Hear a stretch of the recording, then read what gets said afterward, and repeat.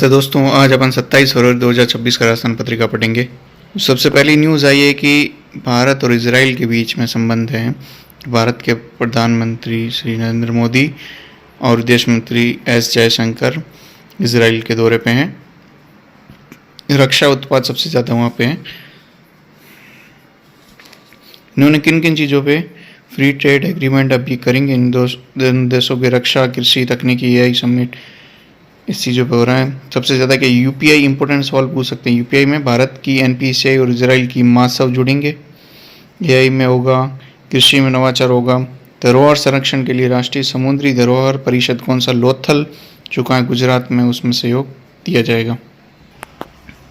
उसके साथ में दोनों देश डिफेंस में जॉइंट डेवलपमेंट, प्रोडक्शन और टेक्नोलॉजी के ट्रांसफर पर भी काम करेंगे। इसके साथ में भारत मध्य पूर्व यूरोप आर्थिक गलियारा IMEC और भारत इजराइल संयुक्त अरब अमीरात और अमेरिका I2 यानी कि इंडिया और इजराइल और U2 UAE और अमेरिका पर भी बातचीत की। मोदी ने यरूशलेम में इजरायली राष्ट्रपति इसाक हरगोस, इजरायली राष्ट्रपति कौन है, इसाक हरगोस से विभिन्न मुद्दों पर चर्चा की।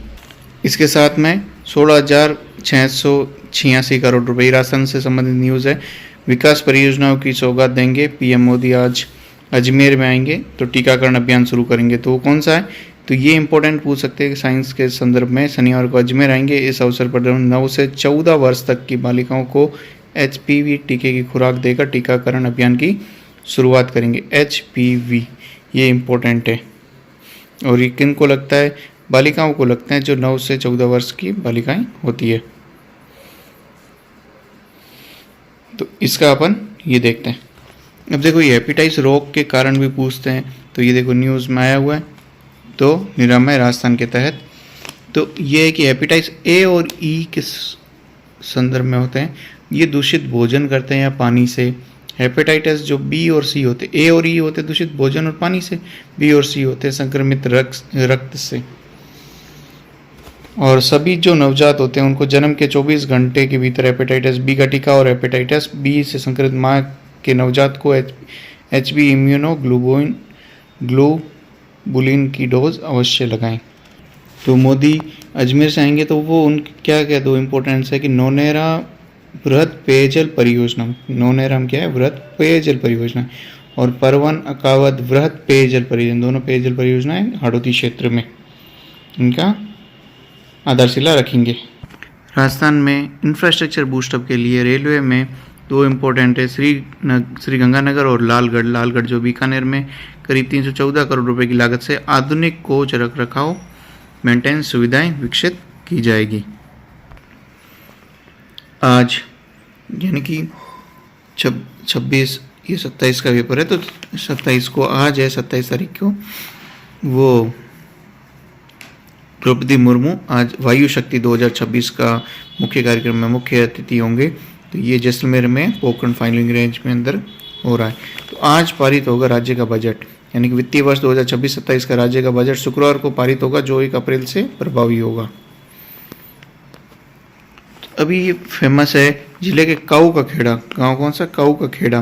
पिछले 4 दिन से चर्चा का बना, क्योंकि ये पूछ सकते हैं कि काऊ का खेड़ा कहाँ पर फेमस है। बाड़मेर के पास काऊ का खेड़ा गांव है, जहाँ पर क्या हो रहा है, एक खेत से लगातार क्रूड ऑयल निकल रहा है। जिसमें वजह क्या है, इसके पास में ऐश्वर्या ऑयल फील्ड, यहाँ पर ऐश्वर्या ऑयल फील्ड है, उसका वेटलैंड 8 है, जिसकी लाइन से लीकेज की वजह से खेत में क्रूड ऑयल भर गया है। इसको कौन, केरन वेदांता कर रही है। तो ये फेमस हो गया गाँव कौन सा, काऊ का खेड़ा। तो अब ये पूछ सकते हैं कि 2 दिवसीय पर्पल फेयर आज से, 2 पर्पल फेयर कौन सा होता है, तो ये किसके, क्षेत्रीय कौशल विकास और दिव्यांगजन सशक्तिकरण केंद्र की ओर से 2 दिवसीय पर्पल फेयर शुक्रवार को सीतापुरा में एक विश्वविद्यालय में आयोजित होगा, जयपुर में।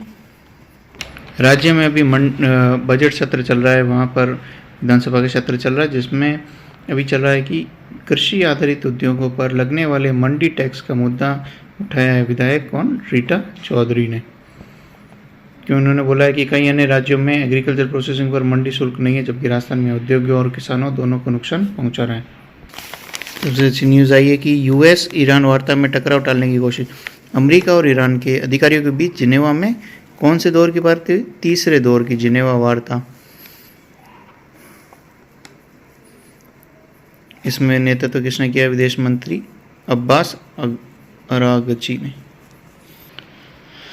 विंटर ओलंपिक कहाँ हो रहे हैं? इटली के मिलान कोर्टिना में संपन्न winter Olympic games 2026। Okay, all the best.